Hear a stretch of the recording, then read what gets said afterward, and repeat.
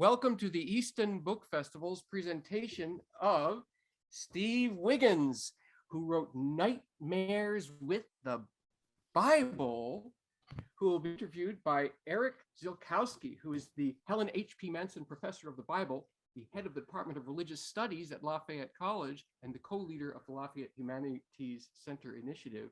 The Easton Book Festival programs are supported by WDIY Radio, the Lafayette Humanities Center, Start Strong PA, and Pre-K for PA. And now we're going to turn this over to Eric Ziolkowski and Steve Wiggins, Nightmares with the Bible. Yeah, thank you so much, Andy. It's really, it's a real pleasure to be here. And I want to thank everyone in advance who's joining this recorded session to drop in.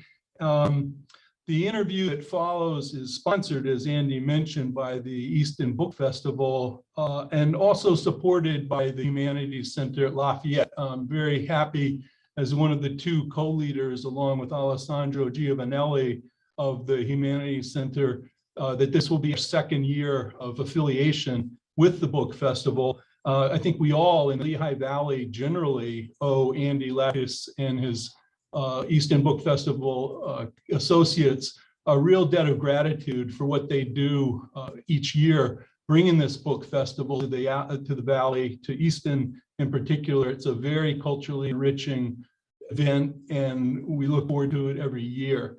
So thank you, Andy and your associates. When Andy invited me to interview Steve Wiggins about his new book, I didn't hesitate to accept it. It's just a wonderful opportunity. Let me say I know Steve. We've met in past pre-pandemic, several years ago.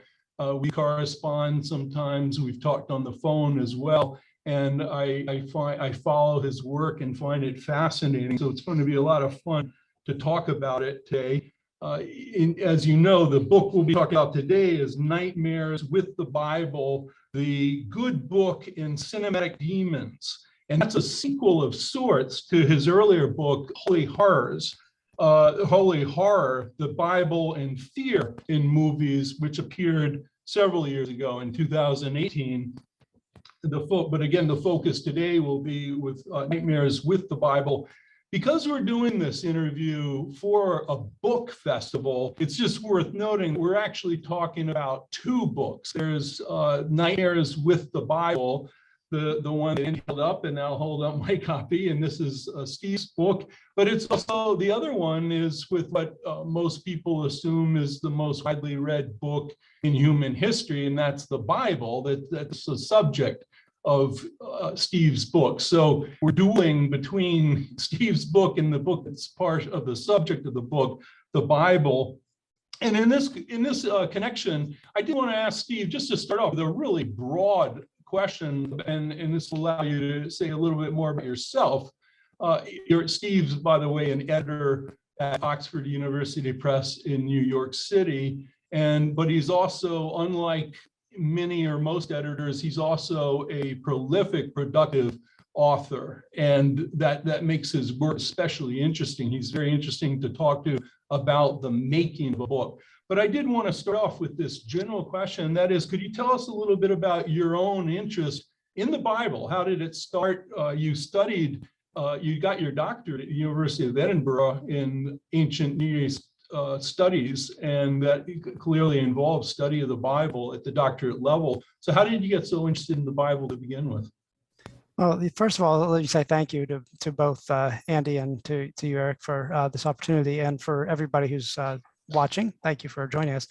To answer your question, I grew up with the Bible, I guess, is probably the easiest way to answer it. I was brought up in a religious household, and the first book I remember reading was the Bible. I've read it many times. And I also grew up in a working class family, so I didn't really have any aspirations to go on and get a doctorate and teach. I didn't know that was even an option. But when it came time to start thinking about a career, I talked to the minister at our church and told him I kind of liked what he did and thought maybe that'd be something I would be interested in. And he said, well, then you'll need to go to college and go to seminary. And that was really the first I heard about college. And he said, don't major in religion, no matter what you do. Major in something else, because if you're going to seminary, you'll get all the religion you need there. And I did not take that advice. I got to college and decided to major in religion, specifically in Bible. And I was just fascinated by the fact that here was a book written in languages I didn't know, that I've been using as the basis for my entire life, all of whatever life you have when you're a college age student at that point.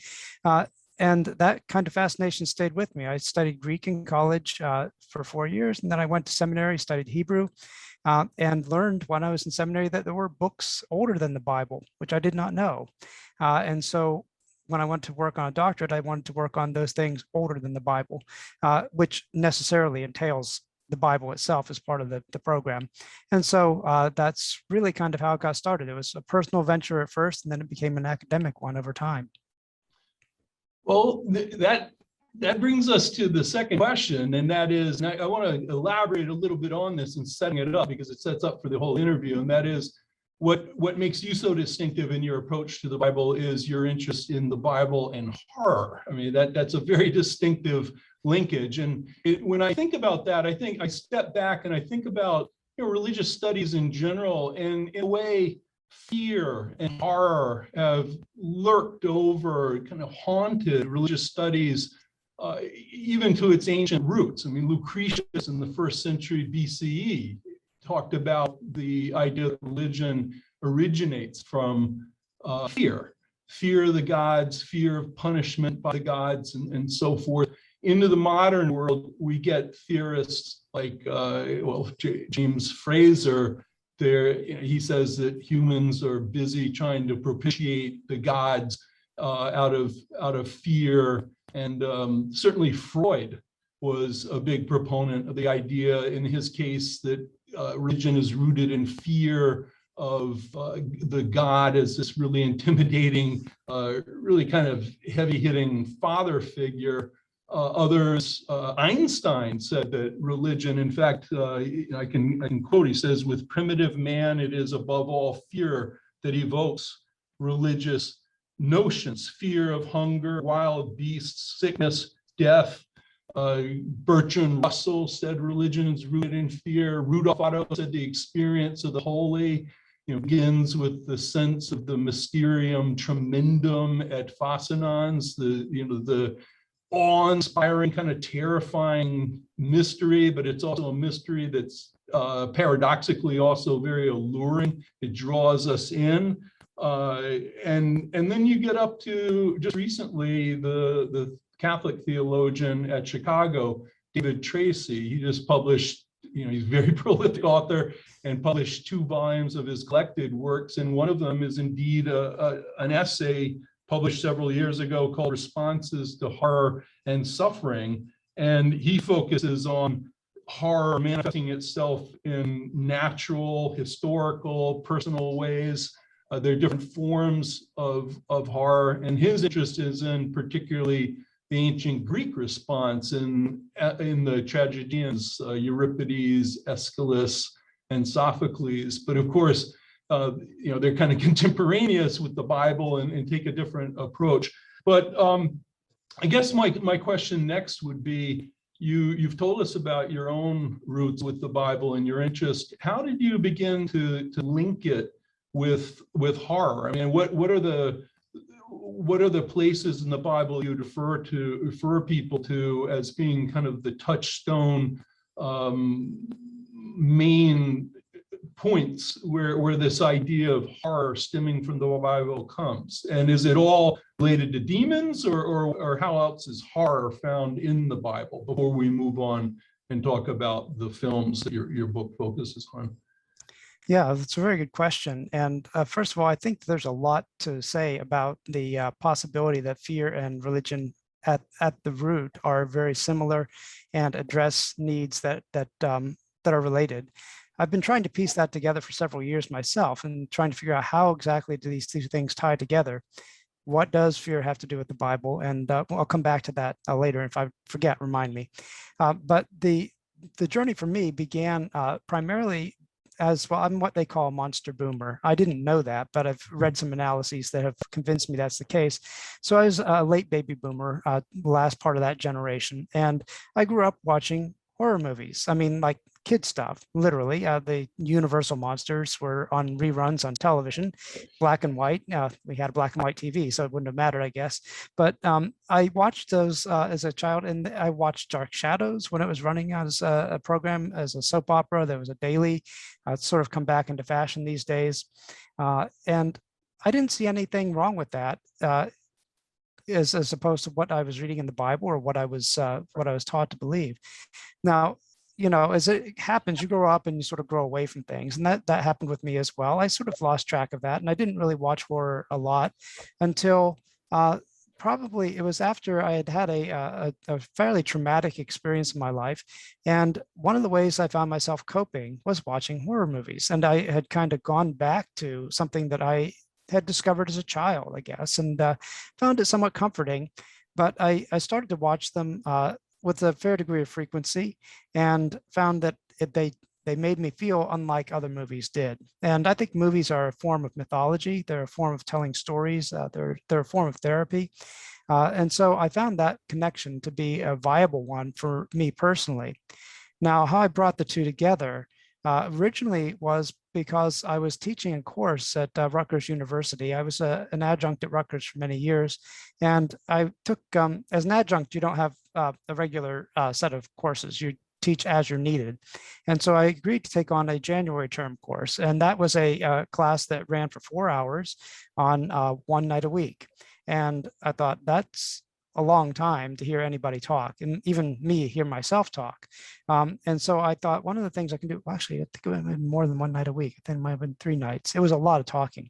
And so one of the things I did was to try to get students to engage with it, was to show clips of movies where the Bible appeared, to see if they could talk about how the Bible is presented in the media. And as it turns out, some of those movies were horror movies, not all of them, but a few of them were. And I thought, that's interesting. I wonder why that is. Why does the Bible show up in horror? And so the more I thought about it, just kind of pushed it in the back of my mind. But as I started watching more horror movies after that, I started to notice how frequent it was. And it was so frequent that it's one of those things where if you notice it, you want to explore, why is this happening? Why is it used so much? And that's ultimately what led to Holy Horror. The book itself didn't come out for several years after that. I started to realize that, hey, I've got enough material here to put together into a book. And so I decided to explore it. Now, as far as the Bible goes and the horror in the Bible, and there is a lot there, I think that became something I was aware of when reading it from the viewpoint of people who have, for lack of a better term, skin in the game. So feminist scholars who, for the first time, said, try reading the stories in the book of Judges as a woman and see what you think.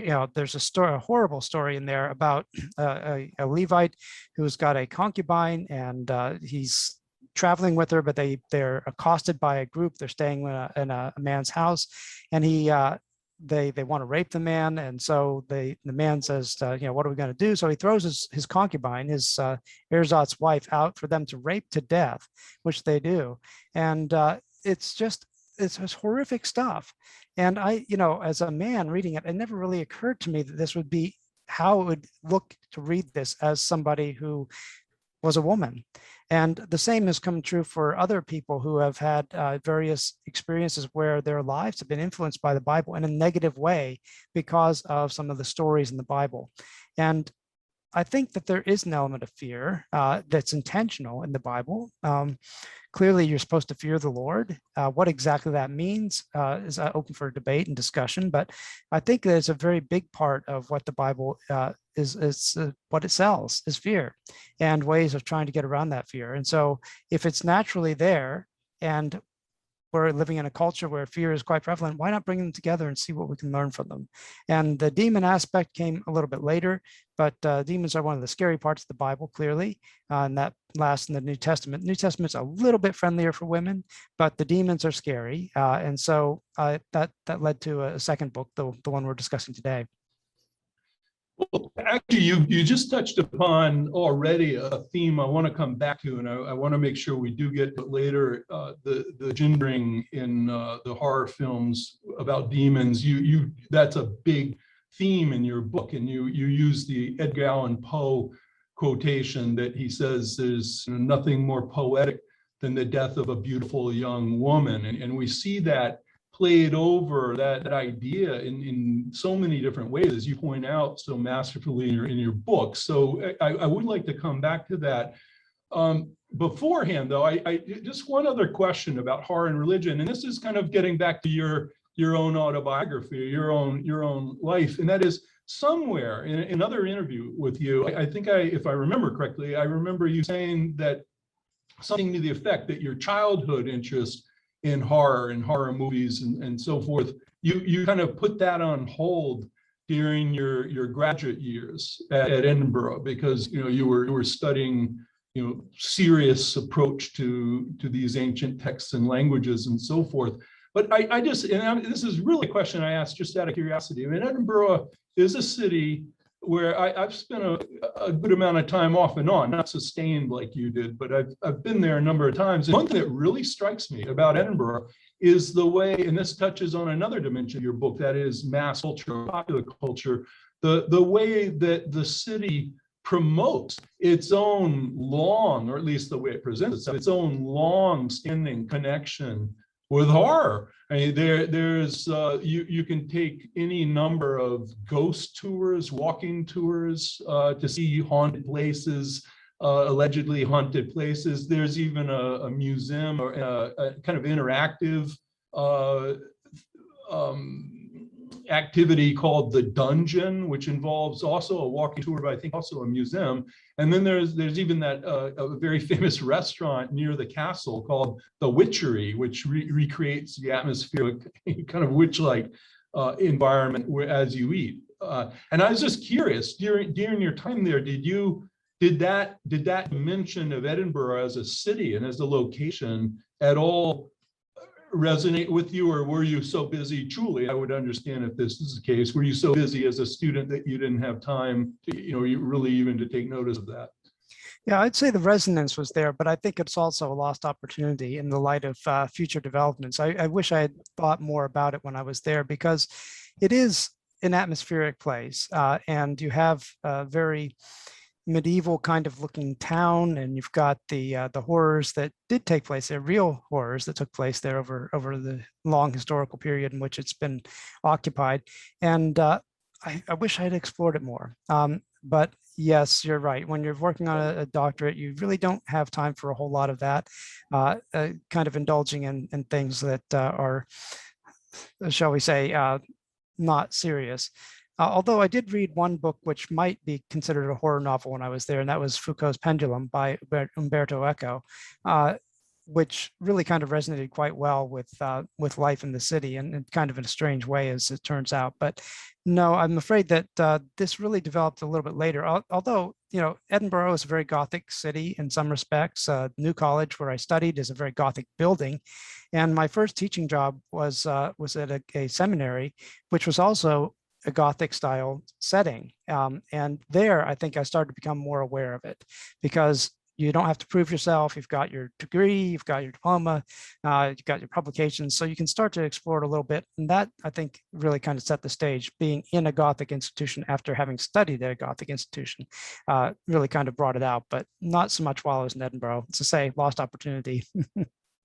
That's interesting, though, to hear your reminiscences about that time in your life. With regard to one other just kind of framing question I have, you're writing, and you make a point of noting that you're aiming your book not just towards an academic audience, but towards a more general audience. And that's one of the wonderful things I find in it, is it's very, I'm grateful to read a book that's free of jargon. It's not laden down by academic jargon. The closest you come, I think, to it is in the introduction. You describe your book as an ongoing discussion between religious studies and mass culture, and you locate your book within the field of reception history of the Bible. And that's something I'm involved in too, reception history of the Bible. It's a term, I think, sometimes when people first hear it, they wonder, what reception history of the Bible? Sometimes it conjures the image of, I don't know, NFL football game with the receiver, quarterback, and someone gets a reception. But I'm curious, how would you explain to someone what reception history of the Bible is and how your work fits in it as a field of study? Right. I only became aware of reception history after I stopped teaching. I did not know about it until fairly recently. And my understanding of it is that it essentially means how the Bible was understood in any particular time period in history. So you've got this text, this artifact, this object, the Bible itself. And if it just sits on the shelf, it's not being interpreted. It's just there. But as soon as somebody picks it up and reads it, they start interpreting it, and they interpret it in the light of their own circumstances. And the Bible is interesting in this respect because it started as early as the New Testament, and even maybe some parts of the Hebrew Bible itself, where various authors are reading it in the light of other things that are already in the book. And so we know that the Bible was not written as a single book. Nobody sat down to write the Bible. But we do know that they referred to it, and the New Testament authors sometimes referred to what was in the Hebrew Bible. And so that's kind of a reception history. The New Testament is, in some respects, reception history of the Hebrew Bible, but that continues throughout history. And I think most scholars who are really concerned about academic respectability sort of cut it off after a certain period because you're getting too close to the modern time frame. But I also knew about what was called at the time reader response theory, and that may still be a thing. I'm not really quite sure how current it is. But reader response theory was basically the understanding that the meaning of a text does not reside in the text itself, but with what the reader sees in the text. And so that, in my mind, coalesced with what I was reading about reception history. And I thought, well, if you watch a movie, and this is where people get their information, right? And I found this as a teacher, students would sometimes know about the Bible from what they had seen in the popular media. And I thought that is where they're getting their meaning here. And so this is a form of reception history. It's something where people are looking at the Bible through the lens of contemporary culture. And to me, that's how this fits into reception history, is looking at how the Bible appears in modern times and how people understand it in modern times based on popular media, popular culture. And so it's a receiving of the Bible. The Bible is part of the discussion, but it's not in an ancient context. It's generally in a modern context. So that's how I situate my own work in that field. And again, it may not be hardcore. I was trained basically as a historian of ancient religions, but you can sort of trace it. The historical interest is there, and that's how I trace it through to a modern period where things are a little bit more accessible, I think, because people have access to movies and they watch them, and that's how they learn about the Bible. Yeah. Well, another question, and this has to do now with your book. We've been talking about the Bible, its reception, and now, in a way, your book is reception. Any book about the Bible, in a way, participates in reception of the Bible, whether it's a fictional book or a study, as yours is.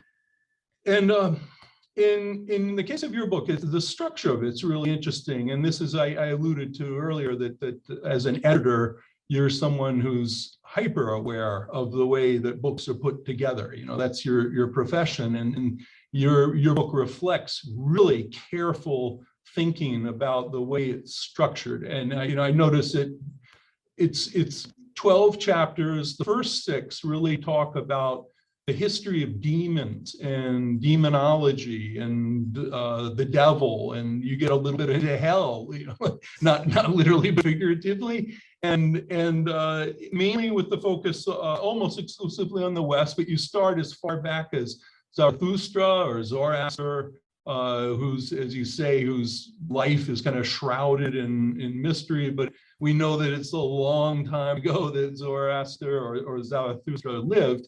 And you trace up through biblical times, up through the antiquity and what you call the long Middle Ages. I mean, it's quite a feat that you pull off in the first 6 chapters, looking at the history of demons and possession. Then the second half of the book, there's nice symmetry. Chapters 7 through 12, you get into the films, and this is kind of the filmic or cinematographic reception of the Bible, and specifically in horror films.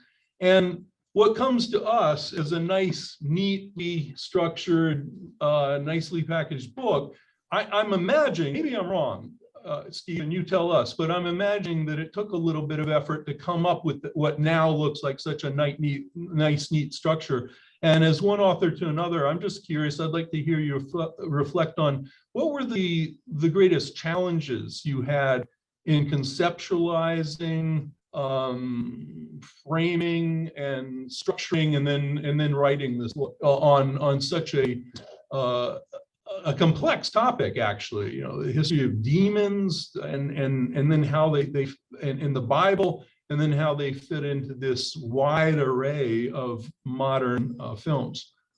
Yeah, that's a good that's a good question. And part of the answer goes back to the way I write books. It took me a long time to realize that I didn't have to be a professor to write books. For some reason, that had stuck in my head that was what you did. If you were a professor, you wrote books. If you weren't a professor, you didn't. And so when I write, I write every day, and I've been doing this for many, many, many years. And so I had kernels of ideas for books that I put together. And so I had written Holy Horror, and it was written for a general readership. I was trying to find an agent that was interested. A couple said that it looked okay, but didn't look very commercial. So I ended up sending it to an academic press, and it got published by an academic press. But at the same time, there was a new series launched by the Fortress Academic and Lexington Books, which was called Horror and Scripture.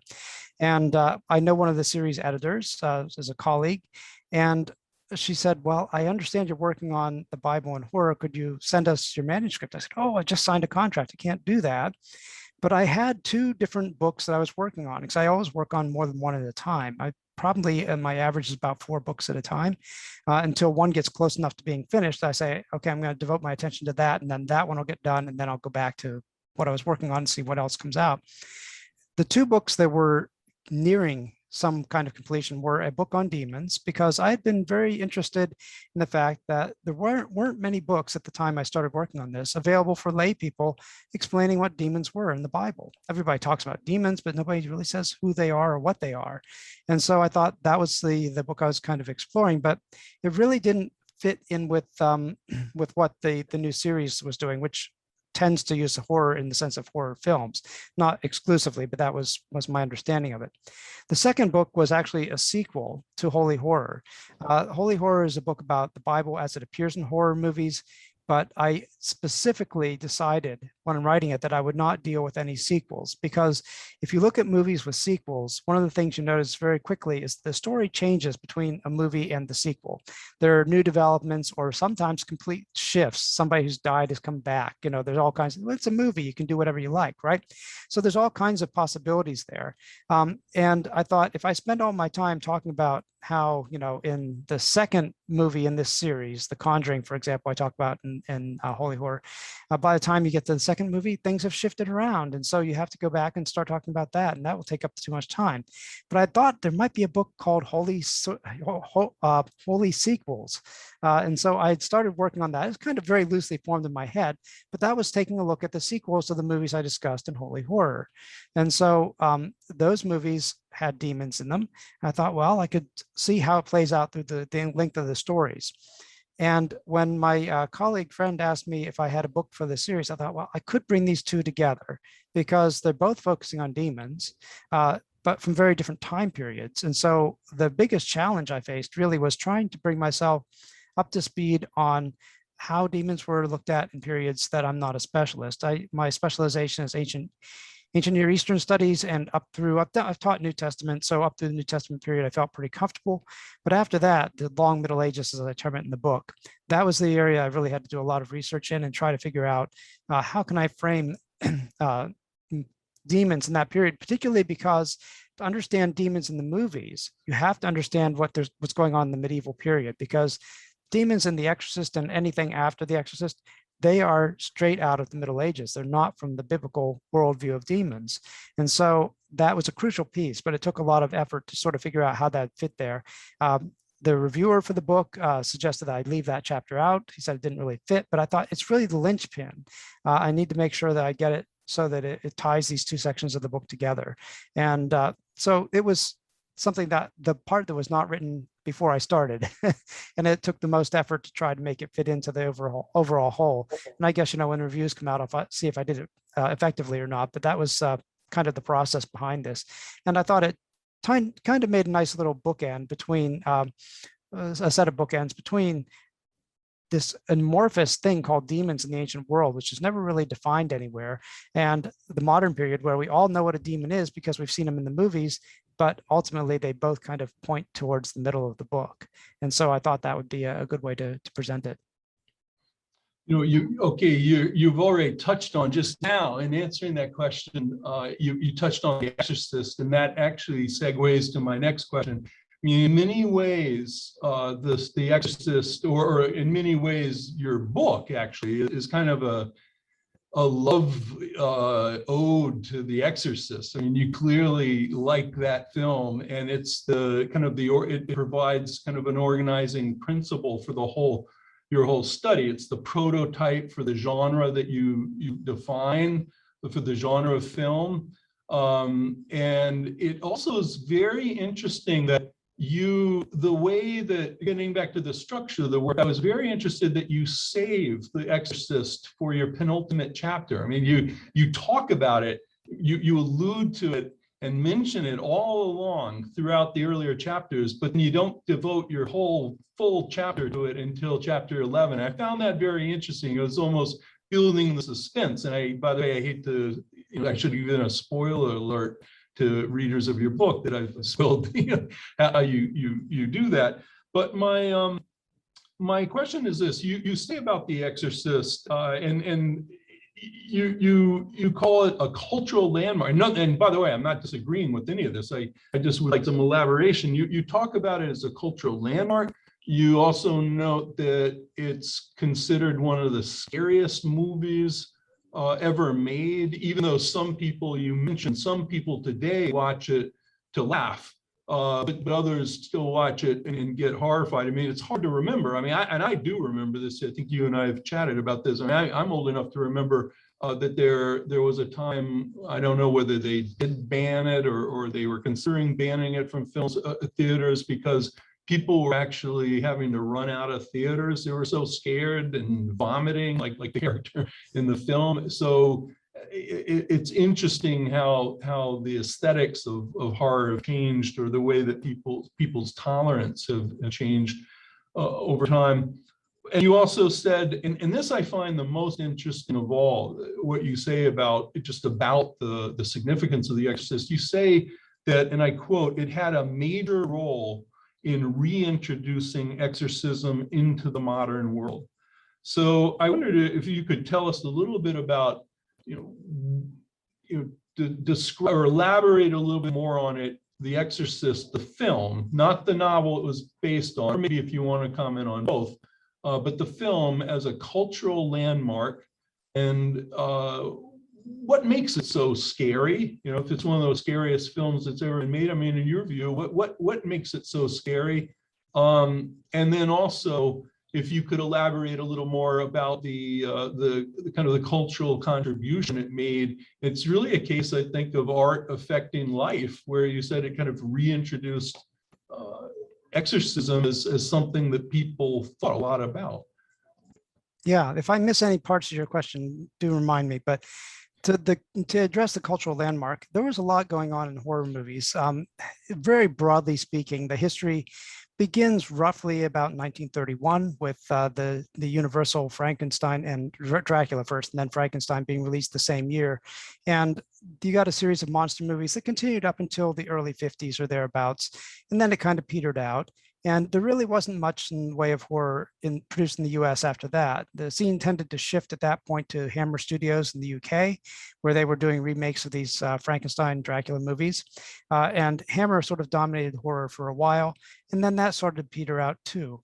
But then along about the time that The Exorcist came about, and The Exorcist, I think, in its position is crucial here, is that horror movies started to be made that specifically addressed religion, and not just religion, but Christian religion, in a way where it was actually the vehicle for the horror. The first movie that really did this effectively and got a substantial following was Rosemary's Baby in 1968. And so that movie scared people. Here we have this story about a young couple in New York City where there are millions of people around. I mean, what could be scary about that other than, getting mugged or whatever? But this was a very real sense that there was something supernatural and evil in Manhattan. And that it really caught people where they lived, I think. And The Exorcist came out 5 years later in 1973. And I think that the cultural landmark aspect is that people were primed by Rosemary's Baby to understand that horror and religion could work together in a movie. Keep in mind that in the 70s, I know you know this, Eric, but keep in mind that in the 70s, the movies were not as available as they are today. I mean, you couldn't run out and buy a VHS or a DVD or stream anything. You had to wait until they were in theaters to see them or in reruns on TV. And so when a movie came out, it had a lot more impact, I think, as being available in a theater and the reports of what was going on. I was only 11 in 1973, so I did not see The Exorcist when it came out. As a matter of fact, I didn't see it until I was in my 40s. I was afraid to watch it until that long. I mean, I've been watching horror movies for many years, but I was afraid of watching The Exorcist. That was the kind of reputation it had. I mean, when I was in high school, kids were still talking about The Exorcist. It had been out for years. And as they would sneak out and see it or whatever, finally get a chance to watch it, they would be terrified. And so that is part of it, but also the amount of success that the movie had on the box office. It was extremely successful, extremely controversial, and based on a true story. And that, all of that combined, I think made it a cultural moment.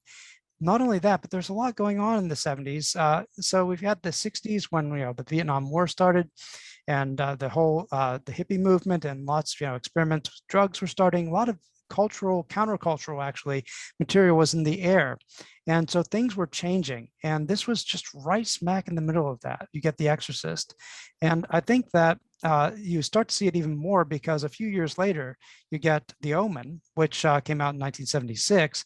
Which was a big budget block. I mean, they intended this to be a blockbuster, and it was. Again, another movie where the Bible, religion, central to the story.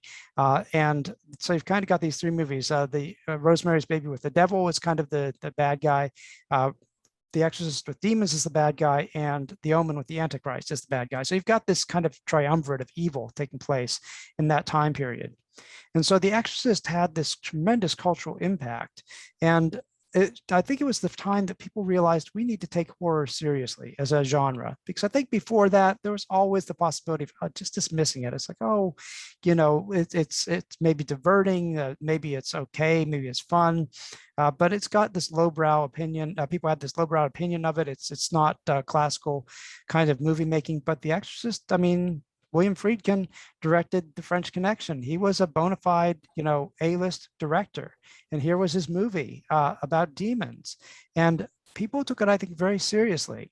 And the threat to Reagan McNeil, the young girl, was very visceral. Anybody who's a parent can feel that. It's hard to watch the movie even now as a parent, just thinking about what if that happened to my child. It's just a very scary thing.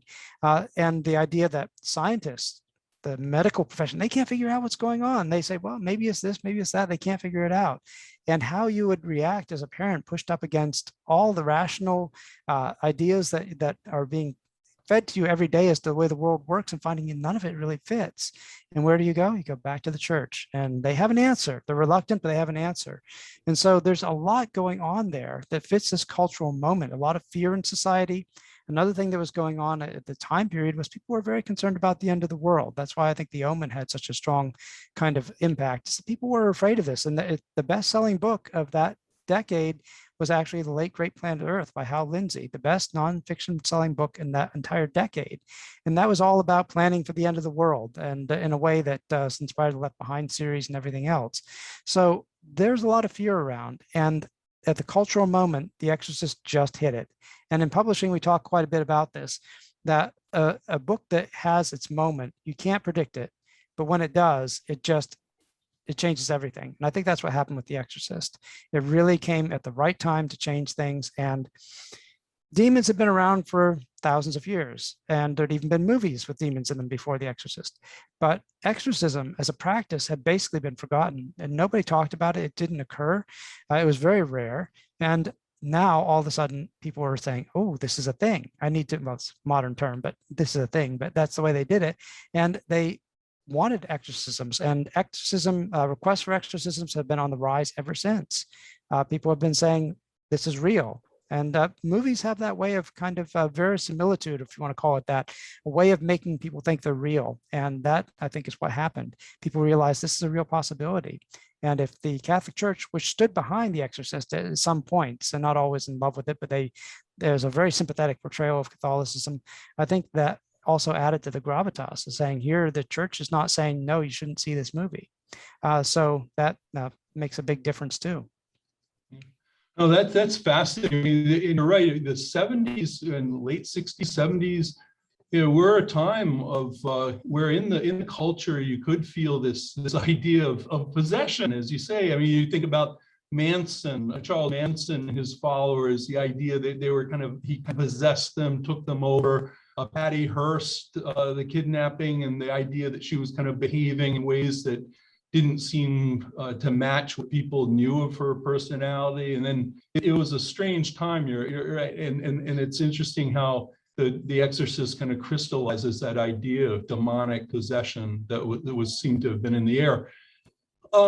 You mentioned once again, you've kind of provided me a segue to one of the questions I wanted to ask you, and that is, you talked about New York City particularly as a location where people with Rosemary's Baby, they associated it or easily linked itself to the story of someone who gets possessed by and attacked by the devil. I wanted to ask you about the bearing of place in these films, and let me set it up this way. And again, stepping back in religious studies generally, the idea of sacred space is such an important category, and is really popularized actually during the period that we're talking about by the historian of religions Mircea Eliade, about whom such a controversial figure in the field now.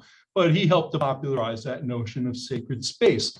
And it seems in many ways that your book is about, so many of these films are about desecrated spaces. And it struck me how many of them are places in the Mid-Atlantic and New England region. And I'd be interested if you'd comment on that. But I'm thinking you mentioned that the epicenter in many ways is Salem, Massachusetts, for obvious reasons, and it's alluded to even the films that aren't set there. You point out there are little allusions to Salem and to the witch trials that come through. The Exorcist, even though it starts out in Iraq, and that's where this demon seems to have originated, it's associated with Georgetown, and then Rosemary's Baby, New York City, Amityville Horror, Amityville, New York, in Long Island, Ghostbusters much later on, but New York City again, Witches of Eastwick, Rhode Island, Blair Witch Project. That takes us a little bit further south, maybe to the southernmost region of the area that I have in mind, but that's outside of Burkittsville, Maryland. And then actually, I grew up in New Jersey, and I was fascinated. I've always been fascinated by the legend of the Jersey Devil. And I noticed, I haven't seen them, but two films within the last 15 years or so. There's one called The Jersey Devil and the other one called The Barrens, because the Jersey Devil is from the Pine Barrens. But again, it's associated with a region or a particular place. And I'm interested if you'd comment on that, because demons are mobile. In The Exorcist, it appears that the one that we're dealing with originated in the Middle East, but makes its way to Georgetown. But they're also they not only possess persons, but as you point out, they possess houses, like in Amityville Horror. They possess regions like the Pine Barrens. And I'm just curious if you could elaborate, if you could reflect a little bit about that relationship of place. desecrated places to the sorts of films that you've studied? Yeah, I'm going to background it first by saying that in the ancient world, demons were those things that inhabited the wilderness, the place where people didn't live. They were the spirits in waste places. And that's not really what we see in horror, at least not in the movies that feature demons. So very rarely do you get a movie where they're in the desert, although The Exorcist starts out there. He's in Iraq, and that's where this demon locates itself, but then makes its way, as you say, to Georgetown.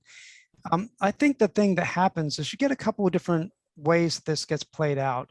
Sometimes the settings are urban, and I think that the urban settings are intended to be for their shock value, that we don't think of things like this happening in major cities, someplace like Georgetown, Washington, D.C., or New York City, that you don't expect that. People are sophisticated and they don't believe in things like demons, and they're very pragmatic and down to earth. And then when something like this invades their world, it becomes it leads to kind of a desolation of place in some respects, I think. The place that once felt safe is no longer safe. And that's, I think, why people find movies like Rosemary's Baby so unsettling, is that you feel somewhat safe with all these other people around. And then all of a sudden it's like, well, we don't really know what's going on behind their doors or on the other side of the wall. It's something that we just don't know. And there's always that question mark. And that makes these kinds of things very, very effective. The other type of movie that tends to happen is that, as you mentioned, the Midwest, a lot of these are set in small communities in the Midwest or in the South, where people aren't sophisticated necessarily, but who are experiencing something that they are attuned to, primarily because they don't have the distractions of, say, living in a big city. They live in a smaller environment where things are much more on the surface and much more visible on a daily basis. The Exorcism of Emily Rose, for example, takes place in Minnesota, or The Last Exorcism, which takes place in Louisiana. So you've got these places where, and not in Baton Rouge or anything, or New Orleans, these are in locations out of the way. And those kinds of movies, I think, capitalize on getting people isolated. The isolating effect of moving to a small location where there's nobody there to help you has another kind of feel to another sort of horror, in that, where are you going to go for help when you're far away from the population centers? And I think it reflects a number of things. It reflects a lot of social realities, but there's also, I think, a lot of social commentary involved in movies like that. But I think that really the place sets the movie in a way that leads your expectations one way and often subverts those expectations as you go through it. And so you think big city, I know how this is going to play out, but you don't. And when it does play out that way, the contrast really makes it quite striking. Small town, you think, okay, I think I understand, this is going to be what's happening here. But in many ways, the responses are more sophisticated. And just to go back to Last Exorcism real quickly, that example, you have a very organized cult of Satanists taking place that you would expect to be something that you might find in a big city, not necessarily a rural location. Although, that's debatable. People might say, as rural people, who knows what they get up to when you're not looking at them. But I think that it's really more of something we associate with cities. Satanism is something we think of as being an urban phenomenon. And so it's kind of subverted and made into a rural one in that particular set of films. So I think it really has to do with expectations of what place is and making those places not feel safe because what you thought about those places was incorrect.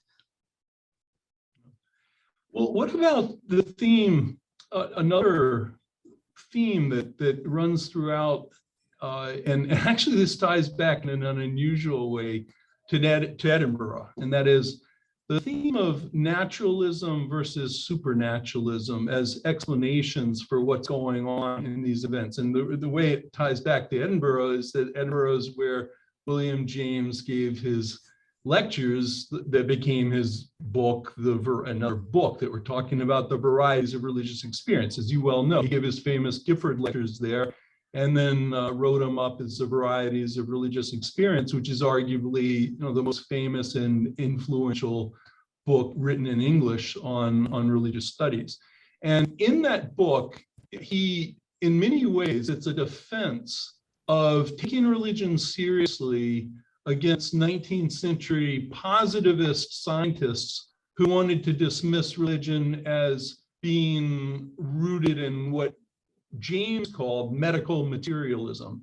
And he gave examples like explaining Paul of Tarsus's conversion experience on the road to Damascus as an epileptic seizure, or in a very sexist way, dismissing Teresa of Avila's trances and mystical experiences as being symptomatic of hysteria, which is always a sexist term when used, especially in the Victorian period. And this idea, and of course, James wants to argue that actually, and he does so on empirical, what he presents as empirical basis. He wants to argue that there's something more, and that's his term, more going on in when we analyze people's accounts of religious experiences. And it seems in the film that this tension between explaining away something effectively in medical materialist ways or physiological or neurological way or medical ways on the one hand, naturalistically, and on conceding or acknowledging at least the possibility of a supernatural explanation. And this tension really comes to a head in The Exorcist. You know, the scientists are kind of exhausted in their attempt to explain what's happening. The recourse has to be taken to The Exorcist. And I wonder, this tension between supernaturalism, naturalism in the film, in the films, not just The Exorcist, but this whole body of films that you look at, in your mind, is this purely for entertainment value, or does it at all reflect a pushback to, in kind of simplistic way, the Weberian thesis that the world is becoming more and more secularized and disenchanted, and here in this popular form of film you have a pushback and say, no, the world is actually enchanted. There are supernatural dimensions to the world. I mean, what would you say? Is it just that it's entertaining to watch the possibility of supernatural unfolding before our eyes, or is there something deeper culturally that's going on in reintroducing exorcism, reintroducing possession and demons into the films from The Exorcist on? Yeah, I think that's a really interesting question. And I think that really it's a kind of a mix. First of all, I don't think they're entertainment. I don't think that my sense of these is that none of the movies that I've analyzed in here was done purely for entertainment purposes. I think there's a question of good and evil. That was very clearly in Blatty's mind as he wrote The Exorcist and as the movie came out. It's the very real question of the struggle of evil and the origins of evil. But the other movies that even have a more naturalistic explanation often, again, end up not being the full answer. And so the best of these movies kind of leave you wondering, what really did happen? They don't come right out and tell you. And I think that's a crucial part of the equation, is to sort of figure out, is this really, is something really happening here? Just give you an example of this. I recently attended by Zoom a conference at the University of Innsbruck, which was on possession. Some of the organizers had found out about my book and thought I might like to sit in. So I wasn't a participant, I was just a listener. But one of the questions that kept coming up at that conference was, and this was among academics, was, is there any ontological reality to any of this? And I can't say, because I didn't, can't speak for somebody else, but I had the sense that there were more than one or two people there leaning in that direction, that there might be something something really happening that goes beyond the scientific explanation. And that, to see that in a group of academics is actually pretty amazing. And so I think, again, The Exorcist brought us to the place where we could start asking that question. Is there something really here? Is there something more than epilepsy or epileptic seizures? Is there something that's actually happening to these people that doesn't fit medical science? And these movies play with that and have that kind of idea there, not just hanging in the background, it's right out in the open. And some of them you can walk away and say, I wonder what really happened there. And I think most of them actually kind of leave that open. Some of them are pretty in your face, blatant about it, but for the most part, I think they are really struggling with this issue. And I think that if they were just for entertainment, then you'd end up having spoofs, because it's really hard to try take a subject like demonic possession and exorcism and not take it seriously. And if you do, it becomes a funny movie instead of a scary movie. And so I think that there really is some struggling going on here in the minds of the writers and directors, and maybe even some of the actors, what's really happening. They seem to come to that conclusion that we don't really know. Yeah, it's interesting. You mentioned the academics with people like Jeffrey Kripal and others. The paranormal has been really brought to the forefront of religious studies over the last couple of decades. It's a growing field of interest, and certainly your work bears on that sub area of religious studies. I have one last question for you, because I want to keep this within the time frame we're given, an hour.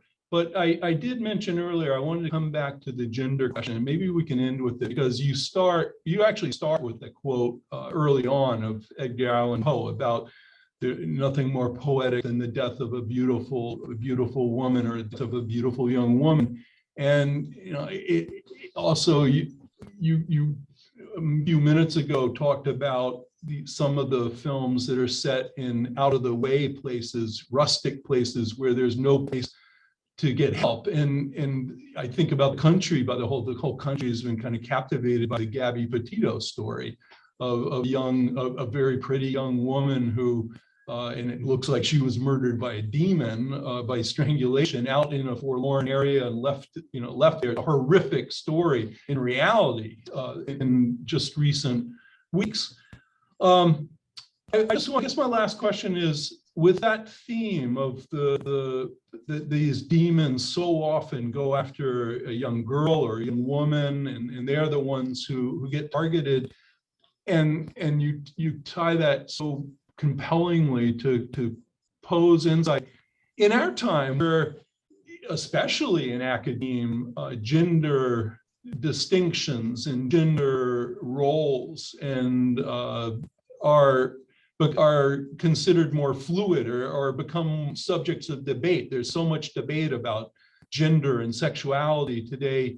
Do you see that as a force in culture that would suggest that the Poe view would become less dominant in coming times? And I am asking you to be kind of a cultural prognosticator here, or do you think that that theme, seems like it will carry on nonetheless, despite the debates and the changing attitudes and actually very fierce controversies over gender and gender distinctions? I think it may change over time, but I think it's going to take a long time. So I think we tend to think in binary terms, and even if that's incorrect, it just tends to fit the cultural expectations, and not only the cultural expectations, but the lived expectations of most people. And I recently read, because I sometimes still pick up things I should have probably read before I wrote the book. You know how it is, you discover things afterwards. I was reading analysis of demon movies that made the argument that demons by nature are hypermasculine, and that even if you have a male victim, and this might come back to your question as well in another way, that male victim is coded as female because demons are hypermasculine. And so demons never appear, well, I shouldn't say never, because I'm sure they do in some places. They generally appear as masculine. They don't often appear as feminine, but they are after female victims, and then sometimes they come after male victims. And so if you stop to think about it in that way, these stories, I think what you might see in the future is more stories where demons show interest in male victims, because first of all, it makes for a very interesting story, but also it tends to show the cultural moment, because I think if we understand gender as not being binary, we start to see that the threat is to all of humanity and not just to women or to men. And also is I think it's culturally insensitive at this point to make a movie where you have, say, a transgender or intersex person as being the victim of a demon. That could be seen as a very bad taste. But given enough time, that could happen. Because I think demons represent, to go back to the title of the book, they represent our nightmares. And as those nightmares become more inclusive of people of all varieties and all sexes, and gender is a human assigned category. It's not something that we're necessarily born with, or necessarily what we identify with. And as that idea becomes more and more prevalent and more accepted, I think we might see demons choosing different victims. And because I don't think demons are going away. I think it's just too much part of our cultural heritage now. Well, on that note, and I like that as an end point, demons are not going away. I want to thank you so much. We're right at the top of the hour, and thank you so much, Steve. I've really enjoyed this conversation, which I hope to continue when we next get together. Thank you very much, Eric. Thank you for the thoughtful questions. I appreciate it very much. Yes, demons are not going away, and you can buy Steve Wiggins' books, Nightmares with the Bible and Holy Horror, and we also have Weathering the Psalms at Book and Puppet Company, where you can also meet Steve Wiggins in just a couple days. He'll be there for our Easton Book Festival Author Expo between noon and 4, and actually he'll be interviewing Robert Rupino too. So demons are not going away. Halloween is coming up, so you got some reading to do. And thank you, everybody, so much for coming for this marvelously surprising and interesting conversation between Professor Eric Ziolkowski and independent scholar Steve Wiggins. And we've got a lot going on here in Easton, not Eastwick, but I don't dare to think what happens at night. Yee! See you later. Take care. Thanks, everybody, for tuning in. Thank you. Thanks to our sponsors, the Greater Easton Development Partnership, the Lafayette Humanities Center, Pre-K for PA, Quadrant Bookmark, Lafayette College Store, and so many more.